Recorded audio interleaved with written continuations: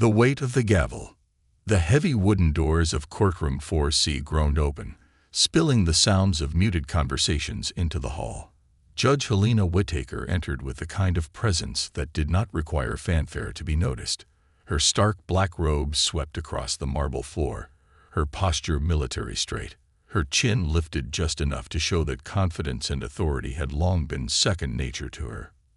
She had ruled from this bench for over 25 years. In that time, her word had shaped lives, sealed fates, and carved her legacy into the bedrock of this courthouse.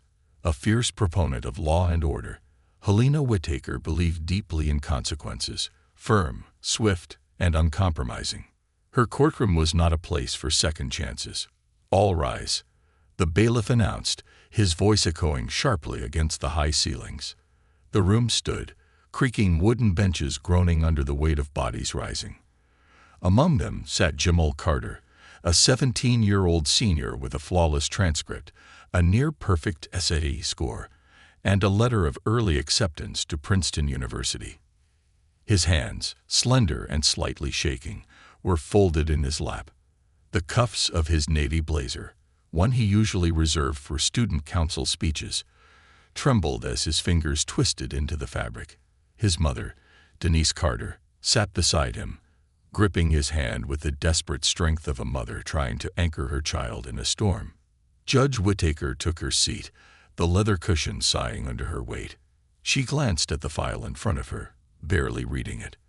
Another drug case, another black boy from the wrong part of town. She had seen this script play out before, honor student or not. Good grades meant nothing when drugs were involved. The system had to stand strong, and her gavel was the hammer that held it together. The prosecutor, Assistant District Attorney Martin Greaves, stood smoothly, adjusting his tie.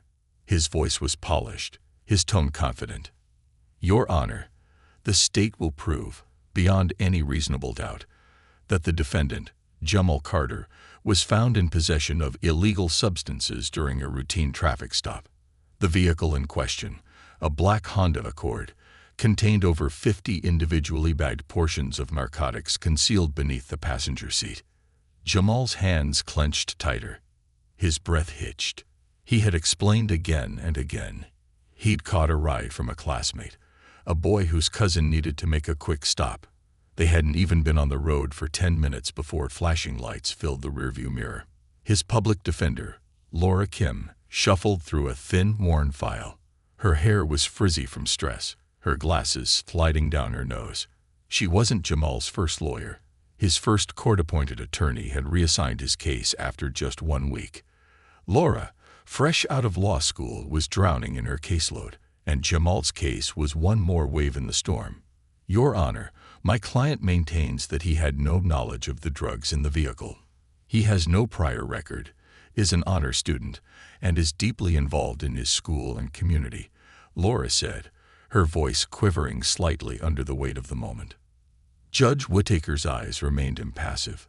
She had heard it all before, the sob stories, the innocent explanations. In her experience, none of it mattered. The law was the law, and her role was to enforce it, not interpret it with compassion. The evidence was presented. A clear plastic bag containing tightly sealed smaller bags, each labeled with street names for various narcotics. The arresting officer, a young, stern-faced man, testified with crisp authority. "We found the drugs directly under the passenger seat where the defendant was sitting. The defendant was the only passenger. The driver fled on foot when we initiated the stop." Laura cross-examined, but her questions faltered. "Did you, actually see my client place the drugs in the car?" she asked. "No," the officer admitted, "but they were directly under his seat, within reach." "Did you, dust the bags for fingerprints?" "No, Mom." "Did you question the driver?" The officer's jaw tightened. He was never apprehended. Judge Whittaker barely blinked, her pen tapping rhythmically against her desk. To her, it was cut and dry. The drugs were there. Jamal was there. Simple. Jamal took the stand, his heart pounding so loudly he could barely hear his own voice. "I didn't know they were there," he said. I was just getting a ride home from a study session. I had a math competition the next day." His voice cracked under the weight of disbelief washing over him. How could this be happening? How could none of these facts matter? His mother's tears flowed freely as she clutched her Bible in her lap, her silent prayers rising above the courtroom like incense. Judge Whittaker delivered the verdict in her signature cold, measured tone. The defendant, Jamal Carter, is hereby found guilty of possession with intent to distribute. I sentence you to 5 years in prison, no possibility of parole. A collective gasp rippled through the gallery. Denise screamed, clutching her son's hand as the bailiff approached with handcuffs. Jamal's knees buckled. His wide, disbelieving eyes locked onto Judge Whittaker's face, searching for humanity. Any flicker of doubt, compassion, or second thought. There was none. The gavel struck. "Order," Judge Whittaker said, her voice like a hammer striking cold steel. As Jamal was led away, his sobs echoing down the hall, Judge Whittaker stood and exited the courtroom, her heels clicking against the marble floor. Another case closed. Another piece of order restored. She convinced herself she was keeping society safe, turning chaos into order, one conviction at a time. That night, she returned to her immaculate suburban home, where every surface gleamed and every item sat exactly where it belonged. A glass of wine rested beside her on the mahogany desk in her study, her law books lined neatly on dark shelves. She flipped open Jamal's case file, glanced at the manila folder one final time, then pushed it aside. Just another case, just another name, just another life. But as she sipped her wine and stared at the flickering flames in her pristine fireplace, something lingered. A voice, a whisper, not of guilt, but of unease. Somewhere, a boy was being locked away for a crime he swore he didn't commit. His mother would go home to an empty bedroom, filled with trophies and honor certificates, and wonder how everything had gone so wrong. The law is the law, Helena reminded herself, gripping her glass tighter. But tonight, the words felt thin, brittle. For the first time in years, Judge Whittaker found herself unable to sleep, haunted by a pair of pleading eyes she could no longer avoid. Cracks in the foundation. The sun had barely begun to rise when Judge Helena Whittaker stepped out onto her front porch, coffee cup in hand. The neighborhood was still, save for the distant hum of lawn sprinklers and the occasional chirp of a bird greeting the dawn. Normally, this was her moment of peace, the brief pause between the silence of her home and the weight of her courtroom. But today, her hand trembled slightly as she raised the cup to her lips. The taste was bitter, though the coffee was the same brand she'd brewed for years. Sleep had evaded her, her mind caught in a strange loop. Jamal Carter's face, his trembling hands, his wide, terrified eyes, kept flickering in her mind like a faulty light bulb. She'd seen hundreds of defendants over the years, some guilty beyond a shadow of doubt, some whose innocence was harder to prove. But something about Jamal had stuck, like a splinter she couldn't reach.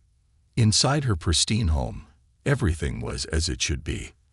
The counters gleamed, the floors spotless, the family photos arranged with geometric precision along the mantel.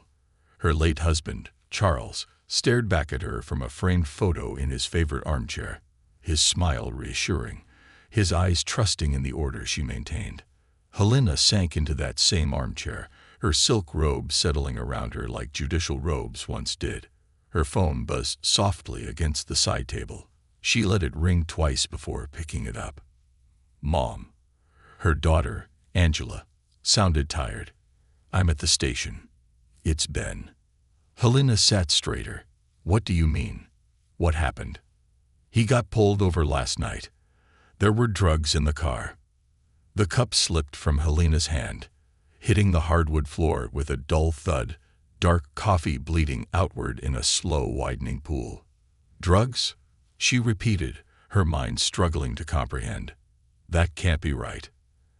Angela's voice cracked. "They're charging him, Mom. Possession with intent." Helena's chest tightened painfully.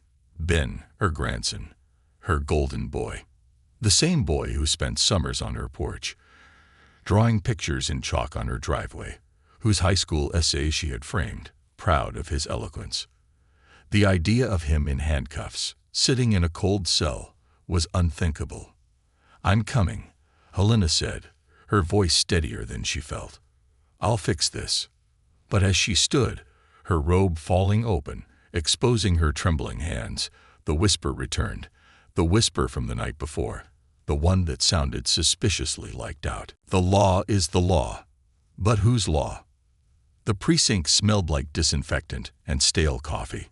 Helena's heels clicked against the cracked tile floor as she followed a tired-looking officer down a narrow hall. Angela stood near the processing desk, her makeup smudged, her eyes red-rimmed from crying. "Mom," Angela whispered, rushing into Helena's arms. "They said they found a bag under his seat. Ben says it's not his, that he didn't even know it was there." Helena's stomach twisted into knots, the words eerily familiar. Just yesterday, Jamal Carter had said almost exactly the same thing. They were led to a small holding room, where Ben sat behind a scratched plexiglass partition. His hair was messy, his eyes bloodshot, his hands fidgeting with the sleeves of the oversized hoodie he wore. "Grandma," he said, his voice too small for a boy his age. "I swear I didn't." "Stop." Helena raised a hand, silencing him. "We'll sort this out." But even as she said it, her mind reeled with the realization that the system she had served so faithfully was now aimed directly at her grandson. The same system she had believed was infallible. The system that had destroyed families in front of her bench. Her mind flipped through old memories, mothers sobbing, fathers shouting, young men standing silently while their futures were ground to dust beneath her gavel. "Who's handling the case?" Helena asked. "Some public defender," Angela said, her voice thick with worry. He looked about 12 years old. Helena's jaw clenched. Not my grandson, she thought. Not Ben. She had seen too many boys like him churn through the system like meat in a grinder. He wouldn't become one of them. The public defender, Ethan Collier, met them in a cramped conference room that smelled of mildew and old paper. His tie was loose, his suit rumpled, and his laptop had a cracked corner. "Mrs. Whittaker," Ethan said, barely masking his surprise at seeing the retired judge. "I've just been assigned to Ben's case. We're still reviewing the evidence." Reviewing the evidence. Helena's voice was sharp, the old steel creeping back in. "This is my grandson. I expect more than half-baked excuses." Ethan's expression hardened slightly. "With all due respect, Judge, we're in the same boat as every other defendant. We've got a traffic stop, drugs found under the seat, and a scared teenager swearing he didn't know they were there." Angela's voice broke. "But it's Ben. He's never been in trouble." Ethan sighed. "I believe you. But belief doesn't mean much in this system." The system. Helena had spent her career defending it, upholding it, convincing herself it was fair. But was it? That evening, Helena sat in her study, the house around her silent and cold. She poured herself a stiff drink and opened her laptop. For the first time, she began researching something she had spent her career avoiding. Wrongful convictions. The stories poured in. Young black and brown men locked away for decades on flimsy evidence, coerced confessions, tainted testimony. Boys who were the wrong color in the wrong car at the wrong time. Boys like Jamal. Boys like Ben. A headline stopped her cold. Former honor student, now top defense attorney, overturns record number of convictions. The accompanying photo showed Imani Douglas, her braids pulled into a neat bun, standing in front of a courthouse, her arms crossed, a look of fierce determination on her face. Helena stared at the screen, bile rising in her throat. She remembered Imani vividly, 17 years old, shaking on the witness stand, pleading for someone to believe her. Helena hadn't believed her. Her hand trembled as she reached for her phone. She scrolled through her contacts until she found a number she hadn't used in years, the direct line to David Crandall, the most expensive defense attorney in the state. The one who got rich kids out of DUIs and drug charges with a well-timed favor and a hefty fee. Her thumb hovered over the call button. Then she thought of Jamal Carter's face, his mother's sobs, the way she'd hardened herself to it, convinced herself it was justice. Her hand dropped. Instead, she opened a blank email and typed, Subject, Request for Consultation. To Imani Douglas, Esquire. My name is Helena Whittaker. I believe we need to talk. She hesitated for only a moment before pressing send. The weight of it all, the convictions, the families, the lies she had told herself, pressed down on her like a gavel slamming into wood. But this time, she wasn't the one holding it. When the past knocks, the reply came faster than Helena expected. From Imani Douglas, Esquire. Subject, Request for Consultation. Message, I remember you well, Judge Whittaker. Let me save us both time. My caseload is full. I only take clients I believe in. I no longer believe in you. Helena's hand hovered over her mouse. The bluntness of Imani's words struck harder than any legal argument she'd ever heard in her courtroom. This wasn't a negotiation. It was a reckoning. The house around her was too quiet, its silence stretching between the walls like old spiderwebs. Charles' leather armchair sat untouched, and for the first time since his passing, Helena felt truly alone. All her prestige, her decades on the bench, her reputation for tough but fair, none of it mattered. Not to the only person who could save her grandson. She stood abruptly, crossing the room to a cabinet tucked discreetly into the corner. A key, worn from decades of use, slid into the lock with ease. The cabinet opened with a soft creak, revealing rows of files, cases she hadn't thought about in years. The Douglas case sat near the top. She pulled the file free, her fingers trembling slightly as she flipped through yellowed papers. Photographs were clipped to the reports. A younger Imani, her braids hanging down her back, her eyes wide with disbelief. Evidence photos of plastic bags, identical to the ones found under Ben's seat, were stapled in the corner.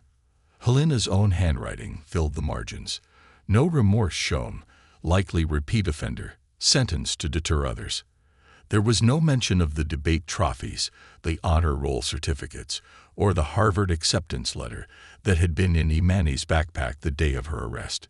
Helena's gut twisted. This was more than a mistake. It was malpractice wearing the mask of justice. Her phone buzzed. It was Angela. Mom. Her daughter's voice was thin with exhaustion. Ben's being transferred to county in the morning. They denied bail. Helena's grip tightened on the phone. That can't happen. I tried, Angela whispered. But you know how they are. A black boy with drugs in the car. They're going to make an example of him. Helena's knuckles turned white. She did know how they were, because she'd been one of them. I'll fix this, she said. She hung up before Angela could ask how. The next day, the offices of Douglas and Associates were nothing like Helena expected. Where her former law firm was marble and mahogany, this office was steel and glass. Sharp, modern, unapologetic. Sunlight poured in through floor-to-ceiling windows, casting long shadows on the polished floors. There was no receptionist at the front desk, just a sleek sign reading, by appointment only. Helena pressed the intercom. Douglas, a clipped voice answered. It's Judge Whittaker, Helena said, her voice cracking slightly on her own title. A pause. Then the door buzzed open. The hallway felt longer than it was, the sound of Helena's heels echoing with each uncertain step. When she reached the corner office, Imani was already standing at the window, her back to the door, a slim file tucked under her arm. You didn't respect me when I was 17, Imani said without turning around. You sentenced me like I was disposable. So why are you here now? Helena swallowed hard. It's my grandson. Imani turned. She was taller than Helena remembered, her shoulders squared with the quiet authority that came from fighting battles far tougher than the courtroom sparring Helena had once thought so impressive. Your grandson, Imani repeated, her voice even. "The golden boy." Helena nodded. "He's been charged. Drugs found under his seat.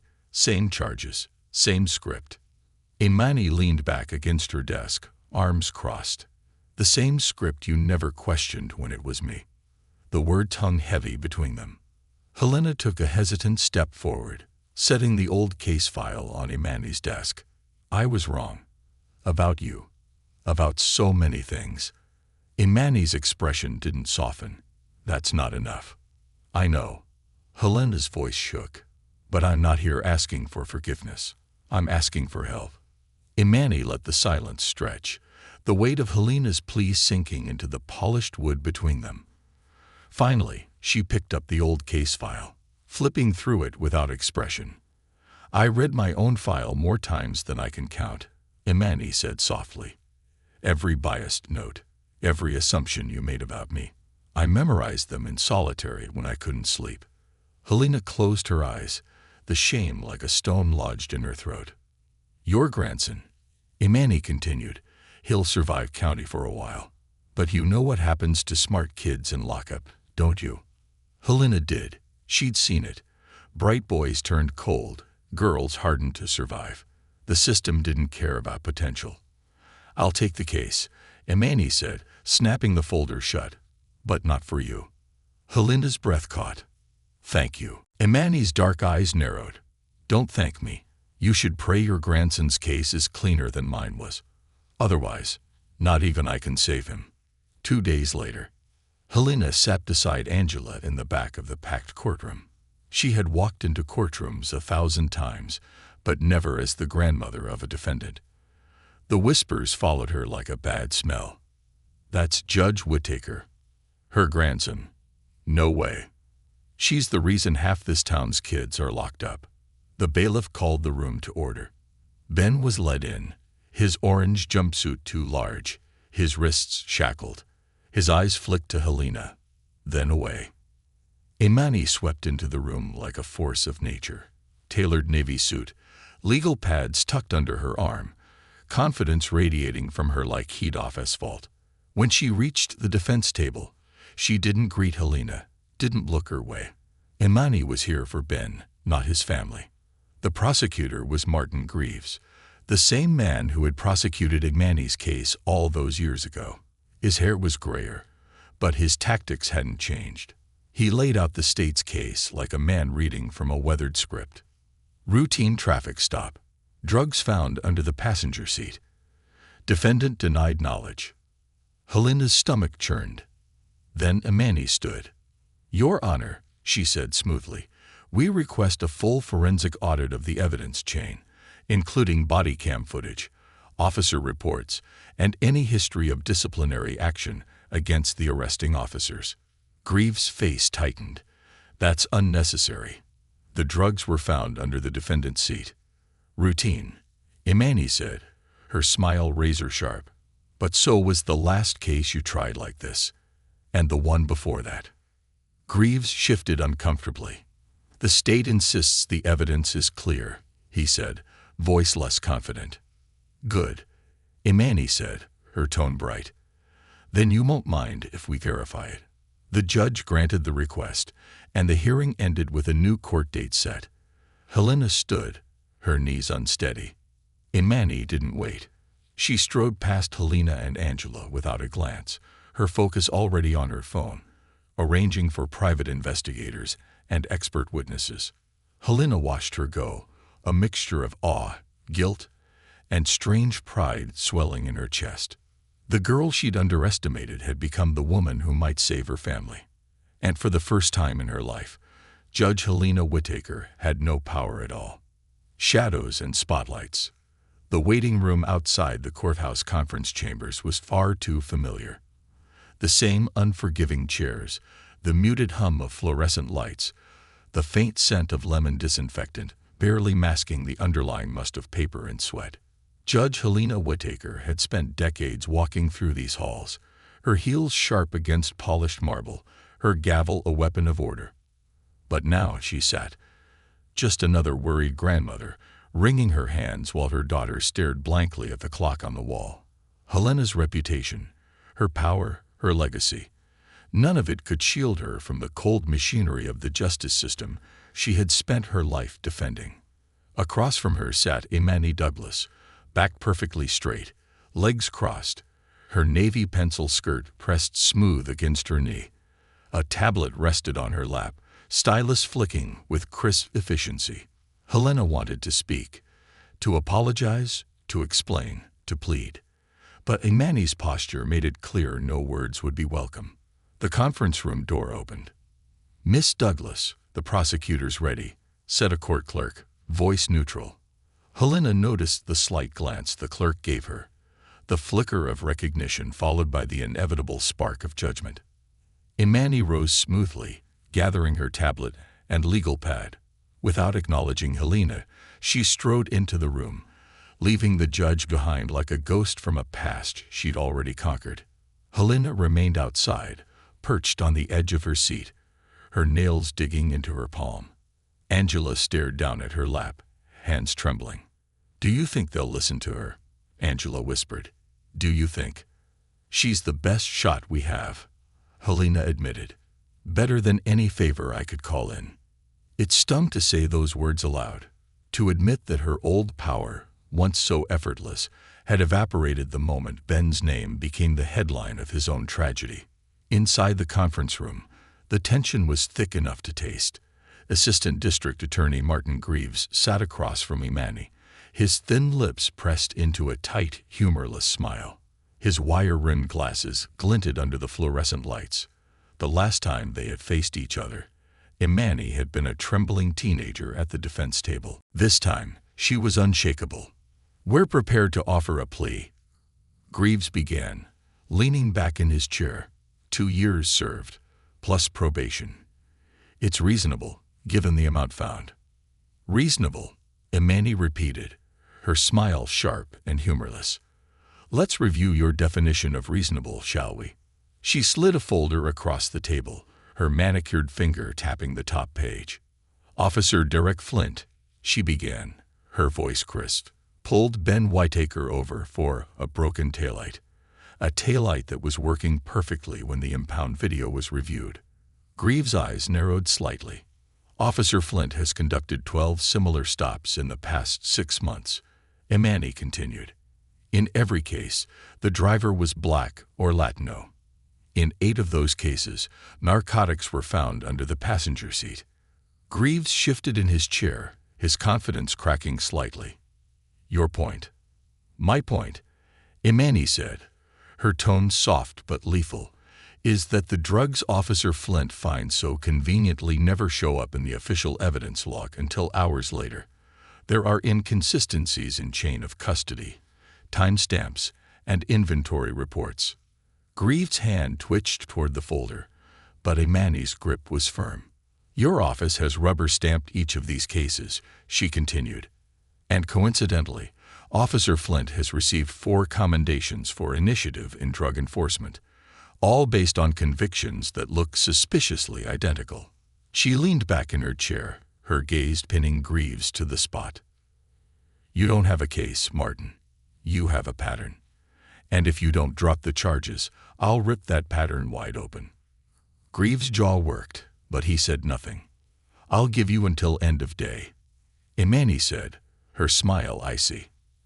"After that, we file for a formal investigation into Officer Flint's practices and your office's complicity."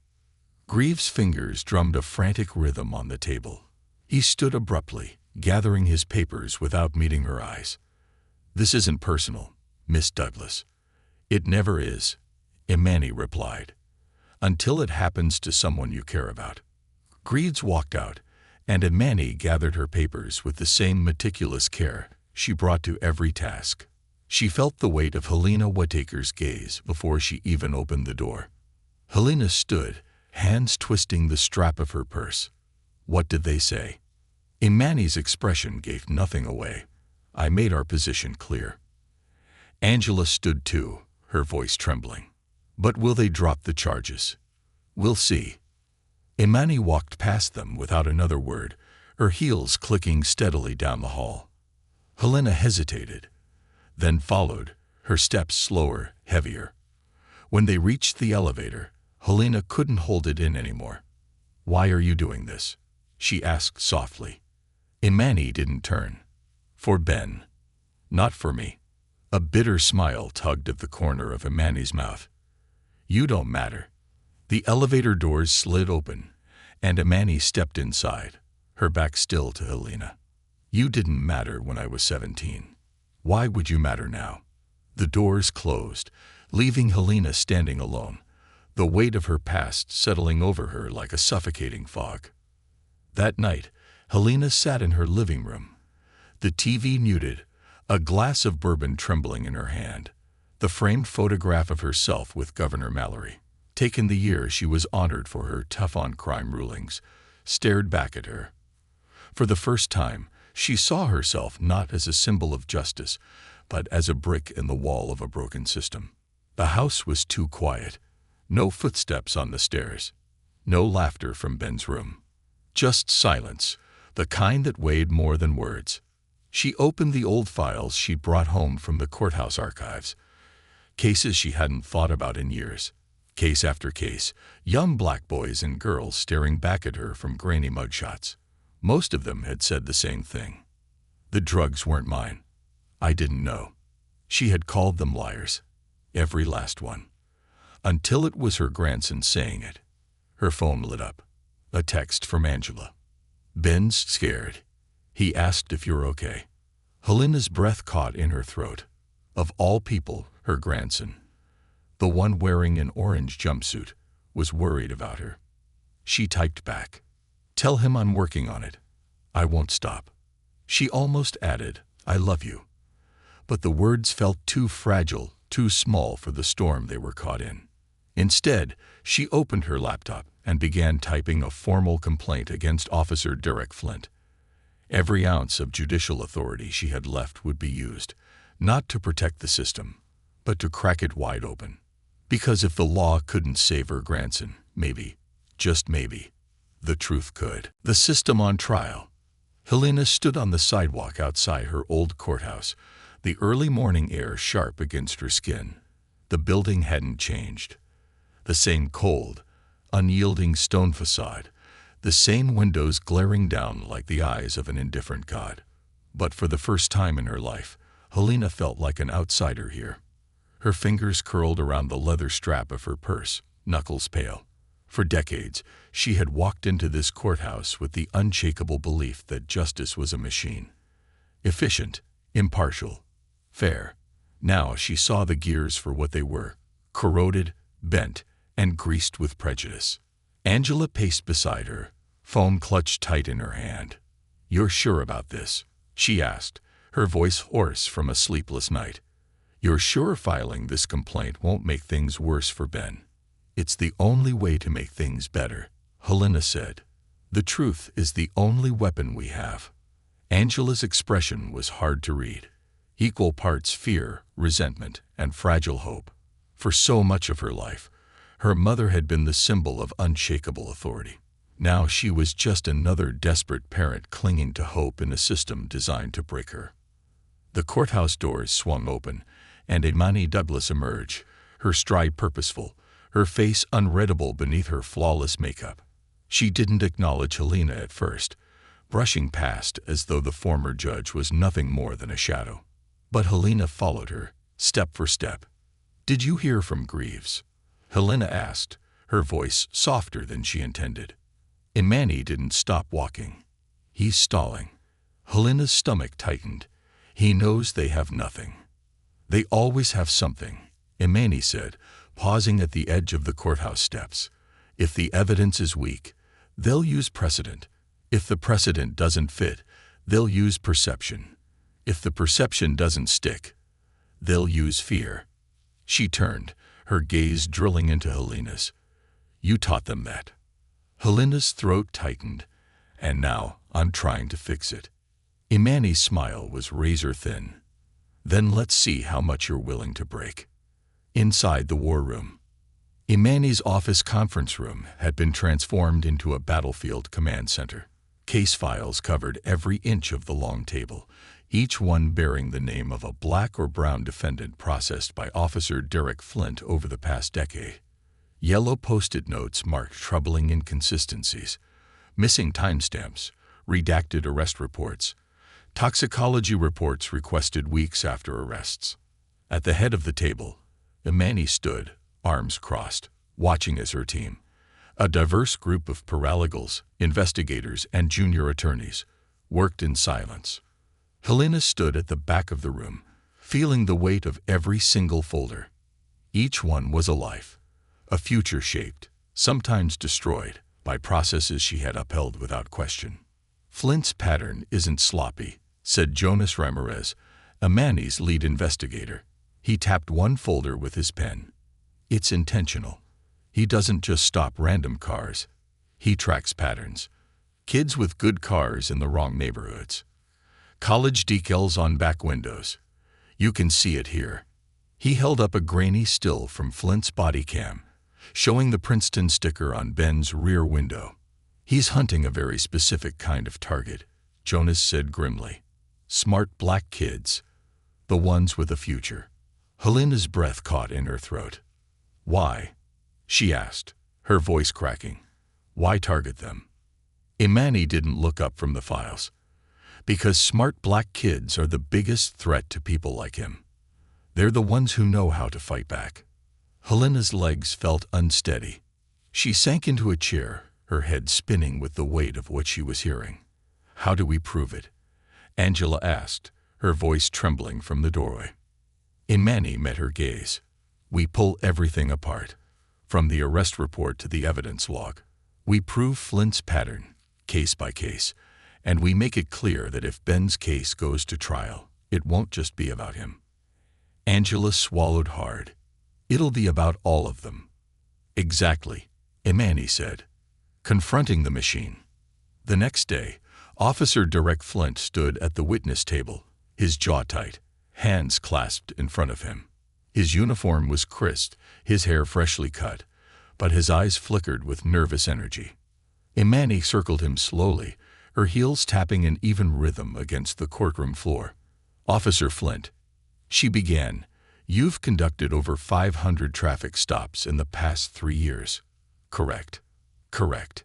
"And how many of those resulted in narcotics arrests?" He shifted. "I don't have that number memorized." "Convenient," Imani said, smiling thinly. "We do. It's 193. She let the number hang in the air. "Of those 193 arrests, 184 involved black or Latino defendants. That's a pattern, wouldn't you agree?"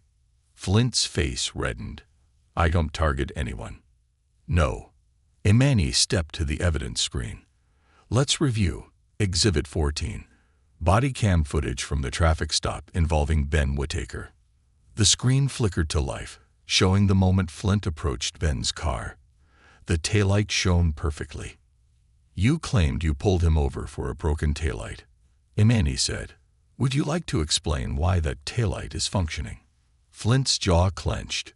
Maybe it flickered earlier. Maybe. Imani's smile didn't waver. "But what's consistent is that you've used broken taillight as the pretext for 27 of your last 30 stops involving black drivers." The jury shifted uncomfortably. Greaves squirmed in his seat. Imani leaned in, her voice low. "Are you just incredibly unlucky? Or is there another reason you're so good at finding drugs under passenger seats?" Flint said nothing. "Your Honor," Greaves interjected, "we object to the characterization." "Overruled," the judge said firmly. "Miss Douglas, continue." Imani walked back to the defense table, her hand resting briefly on Ben's shoulder. A silent promise. "Officer Flint," she said, her voice clear, "how many times have you planted evidence?" The courtroom inhaled as one. What?" Flint's voice cracked. "Let me make it simpler," Imani said. "Have you ever placed drugs in a vehicle before calling for backup?" "No." Imani turned back to the screen, playing a new clip, one from a 2019 arrest. Flint's own body cam, accidentally left running, showed him reaching into his pocket and sliding a small plastic bag under a seat. Helena's breath left her lungs. The courtroom exploded into murmurs. Imani's voice cut through them like a blade. "That's the system you served, Judge Whittaker. That's what your faith in the law protected." Helena's face burned. Every gavel strike she'd ever made felt like it had contributed to this, to Flint, to Greaves, to the entire machinery that made innocence irrelevant. Outside the courthouse, the press was waiting. "Judge Whittaker." A reporter shoved a microphone toward her. "Do you still believe the system works?" Helena looked past the cameras toward Ben, who stood beside Imani. Free, but not yet safe. She met the reporter's gaze. "I believe in the truth," she said quietly, "even when it's ugly." She turned and walked down the steps, leaving her reputation and her illusions behind. The gavel breaks. The night after Officer Derek Flint's body cam footage was shown in open court, Helena Whittaker sat in the silence of her living room, the house wrapped in a silence that felt more judgmental than restful. The worn leather armchair across from her, Charles' old chair, seemed to sag with disappointment. Her own reflection stared back at her from the dark window. A face so familiar, yet so foreign. The once proud judge, the voice of law and order, now a grandmother with trembling hands, forced to admit her complicity in a machine she had believed was blind and just. But the law hadn't been blind. It had seen skin color first. It had seen poverty. It had seen excuses to fill cells. And Helena had been one of its most loyal architects. The television hummed in the background, set to WC's ET News 7, where they were replaying Imani Douglas's press conference from earlier that day. Helena didn't need to watch it again. The words were already burned into her mind. This case was never just about Ben Whittaker, Imani had said, standing tall at the courthouse steps, cameras flashing like lightning. It's about every child the system decided was guilty because of where they lived or the color of their skin. It's about a system that rewards quotas over truth, punishment over fairness. And today, we put that system on trial. Helena's phone vibrated against the coffee table. A text from Angela. "We're heading home. Ben just wants some quiet." The relief was immediate, but it was only a shallow breath. The storm hadn't passed. Even though the charges were dropped, even though Imani had shredded Greaves' case and exposed Flint as a corrupt fraud, the weight of everything hung over them all. Helena typed back, "I'll bring dinner over tomorrow. I love you both." But as soon as she set her phone down, her hands shook too much to hold her glass. Bourbon sloshed onto the coffee table, seeping into old court documents Helena had dragged from storage, trying to piece together a timeline of her own failures. There were too many. The next day, Imani's office. Helena stood in the reception area of Douglas & Associates, her fingers clutching a manila folder. She had called ahead this time. Lisa, the firm's receptionist, gave her the same icy glance she had the first time Helena came here. Except now, there was something more behind it. Pity. "Miss Douglas is in her office," Lisa said, her tone neutral. "You can go in." Helena walked the familiar hallway, her steps slower than they used to be. Once, her heels would have announced her arrival. The powerful clack of a woman whom knew the law bent for her. Now her shoes barely made a whisper. Imani was at her desk, reviewing a thick binder, her dark braids swept back into a bun. The light from the window behind her outlined her in a soft halo, the kind Helena used to think belonged only to judges. "Sit," Imani said, without looking up. Helena lowered herself into the chair across from Imani's desk, feeling once again like a defendant awaiting sentencing. "Thank you," Helena said quietly. "For what?" Imani's voice was calm but razor-sharp. "Saving your grandson, exposing your old friends, or for not telling the press how much of this is your fault." Helena flinched, but didn't look away. "All of it." Imani closed the binder and leaned back, her hands folded in her lap. "Why are you here?" Helena slid the manila folder across the desk. "I started pulling my old cases, The ones I oversaw in the first 10 years on the bench. Imani raised a brow, but didn't touch the folder. Helena's voice cracked. 73% of the defendants were Black or Latino. 82% were sentenced to the maximum. 24 appeals denied without review. I signed every order. Imani finally took the folder, her fingers trailing along its edges. And why show this to me? Because you deserve to know, Helena whispered. You deserved to know back then. I didn't listen. I didn't care. Why now? Imani's eyes narrowed. Because it's your grandson who got caught in the gears. Yes, Helena admitted, her voice small. But it's not just Ben. I can't erase what I did, but I can help dig it out. Imani stood, crossing to the window, the folder still in her hands. Below, the city moved as it always did.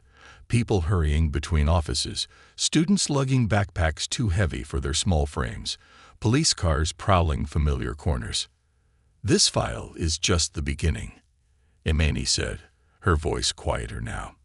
This system wasn't built on accidents. It was designed. Helena stood as well, unsure if she was being dismissed. Tell me what I can do. Imani turned, her eyes sharp with purpose. You want to help. Testify. Go public. Tell the world exactly how the tough-on-crime era worked and who it was built to crush. The thought chilled Helena to her bones. If I do that, I'll lose everything. You've already lost it, Imani said. The only thing left is the truth. Helena stared at the young woman she once sentenced without thought. Now towering in her righteousness, her power not granted by a robe, but earned through survival and defiance. I'll do it, Helena said. Imani nodded once. Good. 1 week later, the press conference. Helena stood behind the podium on the same courthouse steps where she once posed for photos with governors and attorneys general. The sun was too bright, and every camera felt like an executioner's blade hanging over her head. Beside her stood Imani, arms crossed, head held high. I served as a judge in this courthouse for more than 2 decades.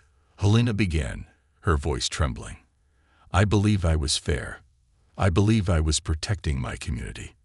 She took a breath. I was wrong. The silence was deafening. I upheld laws that disproportionately targeted young Black and brown defendants. I denied appeals without review. I trusted officers who fabricated evidence. I was blind to my own bias because I wrapped it in the illusion of law and order. Her voice broke. I failed my community. I failed my oath. And I failed the families who stood in front of my bench. She paused, glancing at Angela and Ben, who stood in the crowd. Ben's hand was in his mother's, his face solemn but hopeful. I'm here to say it plainly. The system is broken. And I helped break it. Questions erupted from the press. Judge Whittaker, what do you say to families who lost years? Do you think you deserve forgiveness? Will you be giving up your pension? Helena raised her hand. I don't expect forgiveness. I only expect accountability, for myself, and for the system I upheld. That's why I'm testifying before the State Commission on Judicial Misconduct. And I encourage every judge, prosecutor, and officer who served during my tenure to do the same. She stepped back, letting Imani take the microphone. This isn't just one judge's confession. Imani said, this is the beginning of dismantling a system built on fear and profit. Today we take the first step. Tomorrow we keep going. Helena stood off to the side as Imani led the charge. The cameras focused on her, the new face of justice. Helena's time was over, but her work had just begun.